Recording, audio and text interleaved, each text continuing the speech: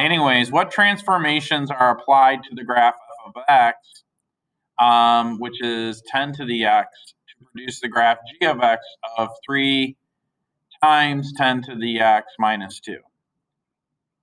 So the 3 means that we're going to multiply by 3. All right.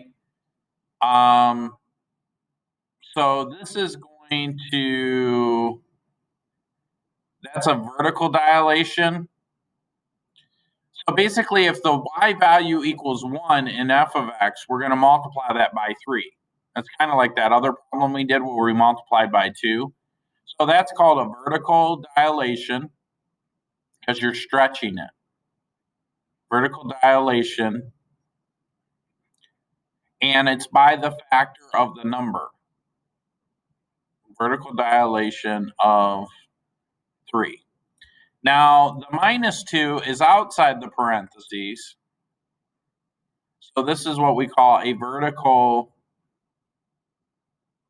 I say shift. I don't know why I say shift. That's how my math teacher taught it to me. But it's really, the fancy math word for shift is translation. We're going to move it down, translation.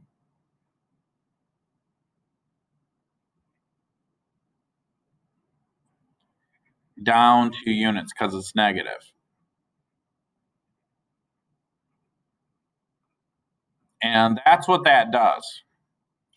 And so if I graph that real quick, so you can see what I'm talking about, because we should have it in the graph. Basically what I'm going to do is I'm going to leave the original function in there, and I'm going to say 3 times 10 raised to the x minus 2. And so our parent function f of x, well, it's not a parent function, but f of x is going to be 10 raised to the x. And then we're shifting down 2 units, but then it's stretching it vertically or dilating it by a factor of 3. So it goes much steeper because I'm stretching it like this. So I'm taking the whole graph and going down 2 units, then I'm stretching it like this. So that's that. Oh, wait. We got to figure out which one that is, though. So that is vertical dilation factor of 3, shift 2. It's C.